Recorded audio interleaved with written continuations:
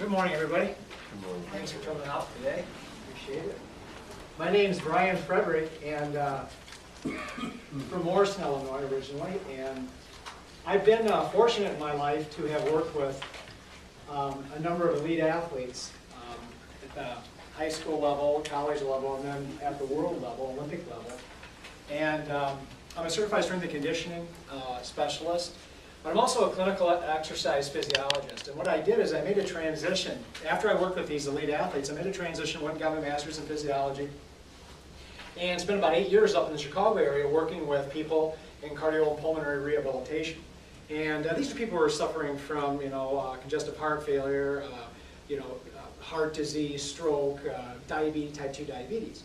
And what I didn't do, and why I believe that I made the transition successfully, is because I didn't take the routines and the exercises that I used on these elite athletes and then scale them to put into play these rehabilitative programs for these very unconditioned people, very chronically sick people.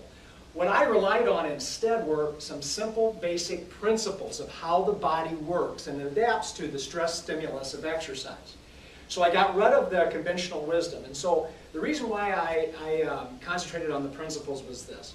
If we understand how the body works, we can separate that from our personal biases, our personal, our culture, and our prejudices. In other words, we can get away from the conventional wisdom of how to train athletes or how to train sick people and concentrate more on the principles. So what I'd like to do today is to discuss some of these physiological principles. In other words, how the body actually sees exercise, and maybe more importantly, how the body doesn't see exercise, to give you a foundation to develop safe, effective, and efficient programs for your athletes.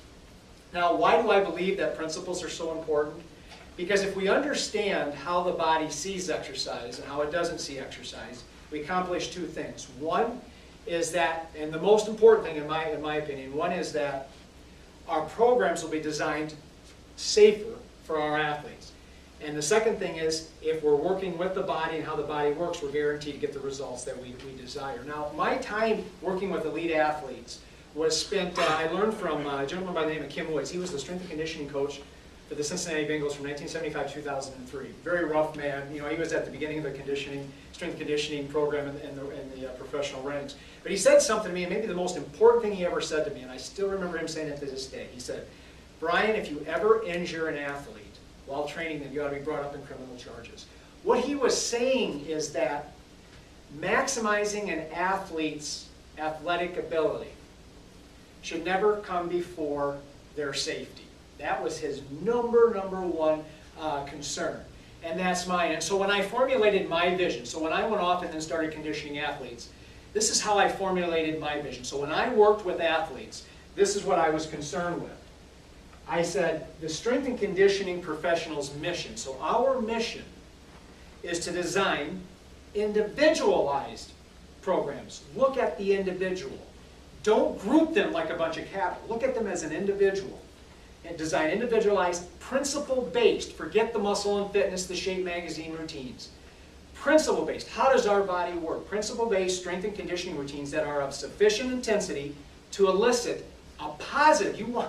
When you train athletes, you want something positive to come, not something negative, as Dr. DeFranco mentioned. A lot of the training programs are actually initiating negative benefits, negative physiological responses. So we want positive physiological adaptations for what?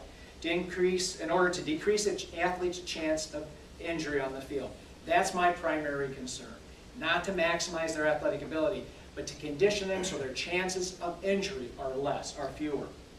And obviously then, to maximize, secondary to safety, to maximize their genetic or their athletic potential in the safest, most effective, and efficient way. So where I want to begin today is what the body sees and doesn't see through exercise. So I want to start with, let's just say that our goal is to increase the size of our bicep. So we want to increase the size of our arm, our bicep. So what does the body see and doesn't see during exercise? Well, here's what it doesn't see. Here's what we know intuitively. We know that we'll have to do flexion. We're going to have to do this kind of movement. Okay, I want bigger biceps. So we're going to have to do this kind of movement. Now here's what we know. We know that just doing this movement, so if I set away 2 hours of each day to do just this, Am I going to get bigger biceps? No. So see, what the body is not seeing, what this muscle is not seeing, is the actual motion. It doesn't care about this motion. So the body, the muscle, is not going to adapt to just doing the motion. What we can draw from that then is, if the motion is not important to the muscle, if the motion in and of itself is not going to institute a change in that muscle size or strength, then the position of the body is not going to do anything. And what I mean is, well, we could stand and we could do a curl. That's true, we could do that. We could get on one of those like preacher benches, and we could get down and sit down and do a bicep curl or a concentration curl. But the point is, the bicep doesn't see that. That's not what it sees. And the second thing that it does, or the third thing that it doesn't see, is this. It doesn't see the implement that you're using. So in other words, if I have a 5-pound brick and a 5-pound dumbbell, and I curl these, the bicep doesn't see a brick. It's not going to say, oh, you're using a brick. Well, I'm not going to adapt as much now because I like the dumbbell better. It doesn't see that, and that's very important because it means that the implements are not of paramount importance. So there's no magic equipment out there. It's not the flavor of the day. So what we've established so far is that the motion in and of itself, the bicep's not going to adapt to. Okay, it doesn't see that. That's not enough to make it adapt. If the motion's not important, then the position of the body is not important. So I can do something standing, I can do something sitting, kneeling, lying down. The muscle doesn't see that, and it doesn't see the implement either. It doesn't see that. So what does it see? Well, I want to draw your attention, and in my handouts, I gave you the handouts of this seminar, the Principles of Strength and Conditioning Seminar Outline. And I referenced 2 articles. This is the first, and I think this is literally a landmark study. This article came from, so what I'm trying to demonstrate now is what exactly does the body see when we exercise? What is my bicep muscle going to adapt to? What's going to cause it to say, crap, we got to get stronger and bigger? Because that's what you want. That's what you want. So what does it see? Well, this article came from the Journal of Circulation. Again, it's not Muscle and Fitness or Shape. It came from the Journal of Circulation. Now listen to the title. Superior cardiovascular effect of aerobic interval training versus moderate continuous training in heart failure patients. These are not elite athletes. These are not high school athletes. These are very, very sick people. What they did, and what is so wonderful in this, for a nerd it's so wonderful, what's so wonderful in this study is that it took a group of people, and it randomized these very sick people into 3 groups. One group was put in the aerobic interval training group. The other one was in the moderate continuous training, and the other one was a control group. But this is the most important thing. Remember, what doesn't the body see? Motion, position, implement. Doesn't see that. So here's what they did. They took these 3 groups. All training consisted of uphill treadmill walking. Okay, so we got the motion the same and the implement the same. Got it? That's all the same. And the individuals are the same. They were randomized. So we're not pre-selecting for biased results. The aerobic interval training group warmed up for 10 minutes at 50 to 60% of peak heart rate. A walk in the park. You're not working. If you're 50% of your peak heart rate, you're not working hard. Then what did they do? They did 4 4-minute, now these are very sick people, intervals walking uphill at 90 to 90, almost 100% of their peak heart rate. Got it? That was the aerobic, and then they rested in between intervals for 3 minutes. And then they had a 3-minute cool down. Now what the article goes on to say is that these people in this group, the aerobic interval training group, they exercised for 38 minutes. No, they didn't. They exercised for 16 minutes. 4 4-minute intervals. Now we come to the moderate continuous training group. These guys exercised, remember, same treadmill, same motion. They exercised for 47 minutes at 70 to 75% of their peak heart rate. What differed? You had everything the same except what? The intensity with which they were doing the exercise. So when you are doing aerobic interval training, these guys were, how hard were they working? Their body was, what, 90 to 95%? The body was adapting to that. The 70 to 75%, the body saw that, but the difference was they were working harder when they were doing interval training. So what were the results? Well, here you have people again with heart failure. Their average age was 75. Now listen to the results. It says, the protocols were made isocaloric so that only the exercise intensity differed between the 2 intervention groups. The present study demonstrates that high intensity, hard work, high intensity training relative, and this is the individualized portion, relative to an individual's aerobic fitness capacity is feasible, even in elderly patients with chronic heart failure who have severely impaired cardiovascular function. But it also shows that the intensity of the exercise is an important factor. That's where they made a mistake. I would have said the most important factor for reversing left ventricular remodeling, improving aerobic capacity, and improving quality of life. Now, what I tried to establish here was that what the body was seeing was how hard you're working at a moment in time. The problem we have when we do resistance training and other things other than aerobic training is how do we implement, how do we judge, how do we see intensity? We can do it when we do aerobic training. When I was working with my athletes, I could strap on a polar heart rate monitor and I could watch, how hard they were working. But we don't have something that similar when we do a resistance training. But what do we know? We do know two things. So we're dealing with our biceps. We want the biceps to adapt to get stronger and bigger. We do know two levels of intensity that we can know. One is this. If I take this dumbbell, how hard is my bicep working? From 0 to 100%. How hard is it working right now? What's it working right now? What percentage? What would you say?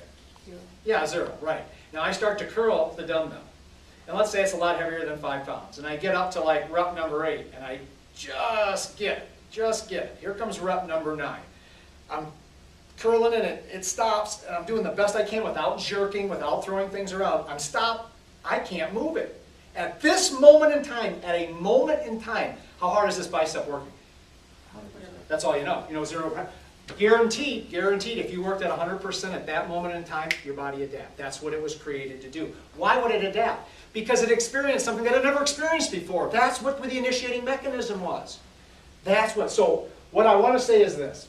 The body is only capable of responding to the intensity of exercise performance. This is what it sees.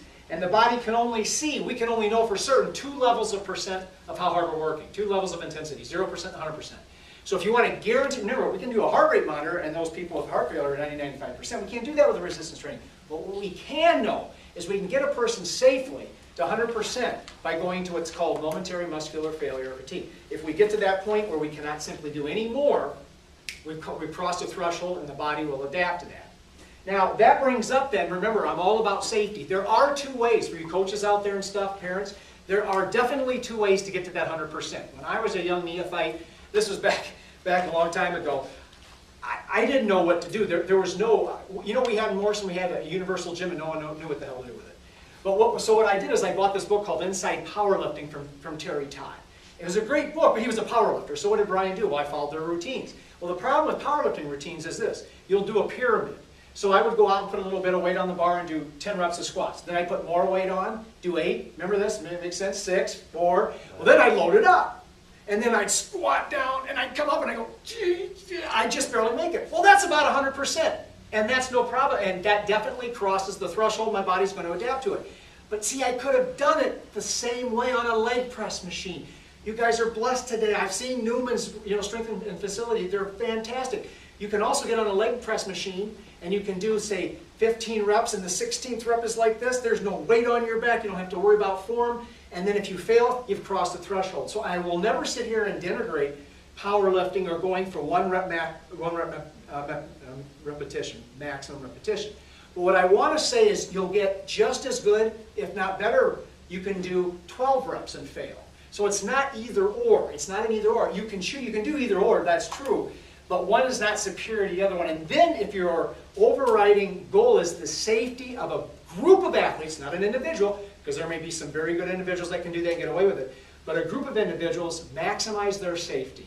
Realize that the body doesn't see the motion, the position, or the implement. It only sees one thing. It sees hard work. Now, once you reach that, this is something else I didn't know. So once you reach this momentary muscular failure or fatigue, once that is reached, what more do you have to do? So once I get this curl and I fail on the 9th repetition, what happens? I send a message. My body sends a message and it says adapt. Why? Because it experienced something it never experienced before. I obviously failed. Well, your body is like a switch. The moment it experienced something that it never experienced before, a switch is thrown in your body. And it tells the body that we got to change because we just encountered something that we never had before. Your muscles are nothing more. They don't think, they don't breathe. They are adaptive, reactive organisms. So what I would do when I was young is if I went to failure, I'd go get a drink of water, walk around, come back, and do what? Another what? Another set? You don't have to. The moment you've reached that momentary, once you've crossed that threshold, coming back and doing another set is superfluous. You don't have to do it. Once you've reached that, the signal's been set, the body will, and that's what Dr. DeFranco was saying. Because then you have kids not only practicing and running, they're in the gym doing resistance training for 2 hours. Once you've reached that moment, that's enough.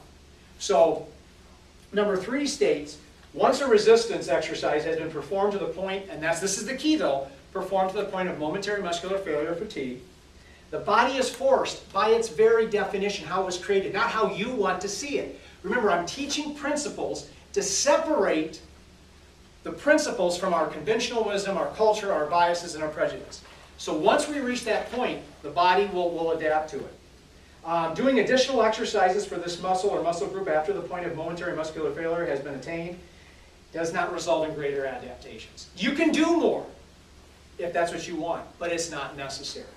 Now, how can we take these physiological principles and apply them in the room? What are some practical examples? Well, the first is this. Since we know muscles can't see the exercise you are performing, remember, muscles do not see the implement. What is the significance of that? It is imperative that you individualize routines. Look, a squat can be very intimidating to people who have never squatted before.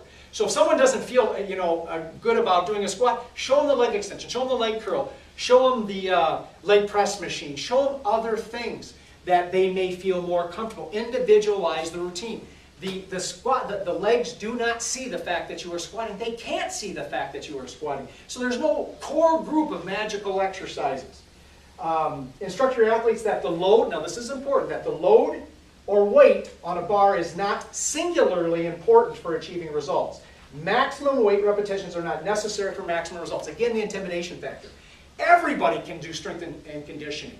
But sometimes if you have young women or young boys and they're freshmen and now you got seniors in the weight room at the same time, the young women can see a guy doing curls, with 45 pounds on each side like that. That could be very intimidating.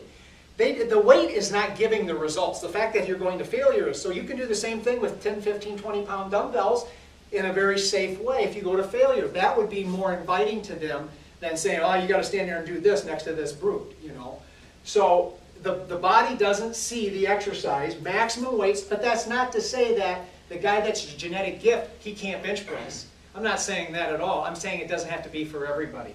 Number 3, training to improve one's level of athletic performance should not degenerate into an active manual labor. I can't tell you how many people I've seen, and I used to mark my level of dedication by how many hours I spent in the gym. I wasn't getting paid for it. Look, once you've reached momentary muscular failure or fatigue, get the heck out of the gym. Why? Gives you more time to practice the darn skills. That's exactly what Dr. DeFranco was saying. What's really lacking, what I did for my elite athletes is this. I cut their conditioning time way down. Why? What did they do at the other time? Sit home and watch TV? No. These were world champion, Olympic champion athletes. Not Olympic champion. World champion, not Olympic champions. What they did is they practiced the techniques of their sport. They had more time to practice the techniques of their sport. They weren't wasting time in the gym. Number 4, shun or ignore complex training exercises and routines for most young athletes. I want to turn your attention briefly to this article. I gave this handout to you. This is from the Journal of Strength and Conditioning Research. These guys, this is what they think about. But listen to what they say. See, a lot of times I go to the local high schools and I watch what they do. And the flavor of the day today is we're doing power clean snatches. You ask the coaches why. Because it's developing power. No, it's not. It's developing Olympic athletes that do power cleans and snatches. Because if you read here, training principles for power. Ultimately, 3 key elements must be considered when attempting to increase power output.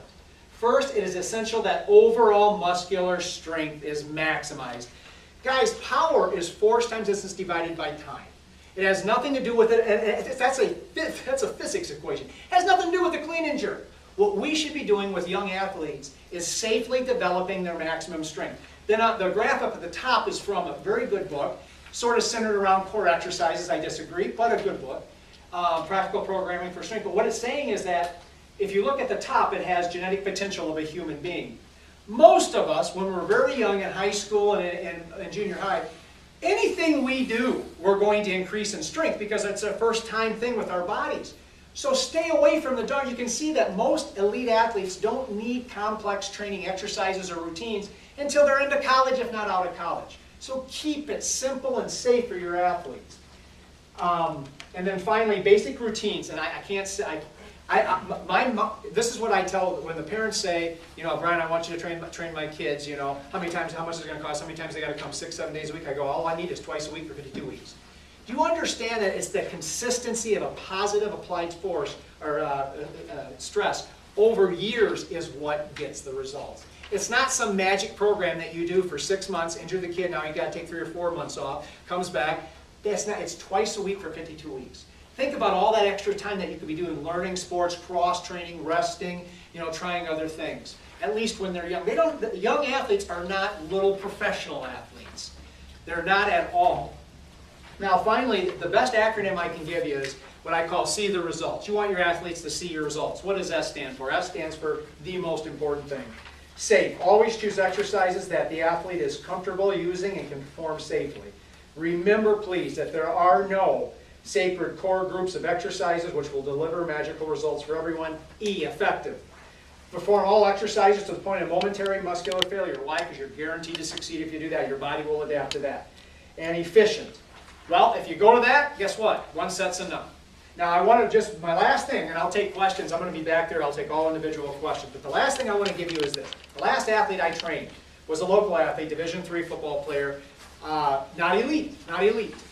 But his name was Dave. He was 20 years old when he came to me. He was a linebacker for a Division III school. His coach said, if you want to play, you need to get bigger. He came to me. I said, well, we can do that. What I want to share with you now, I worked with him for 3 months. Got that? 90 days. Got it? The dates are right up here. I want to draw your attention down to where the second to the last column down here where it says pounds of lean body mass. So his weight went from 164 to 178, about 179. But his lean body mass went from 149 to 162. Got it? So you're looking at what? About 13 pounds. Got it? Now, any coaches here? Just give me a thumb, off the top of your head. In 90 days, how many times do you think some of your athletes have trained, like in the gym, in a week? How many times do you think they trained in a week? 4. Yeah, 4 times, and then multiply that by 12, you have about 48, right? So this guy, Dave here, when he trained with me, he gained 13 pounds of muscle in 18 total workouts over 90 days. So he's doing basically a little more than 1 a week. You understand what I just said? Why? And he trained in my garage. So the point is, it doesn't matter about the exercise, the implement, the motion, or the position. What matters is developing safe programs that are in accordance with how we are built, knowing principles rather than conventional wisdom, biases, prejudice, or muscle and fitness. But that's just one example. And that was 90 days, 18 total workout. Basically what he gained, coach, was 0.72 pounds per workout. 0.72 pounds per workout. So, well, thank you for listening to my rambling. But I'll be back there. I will answer any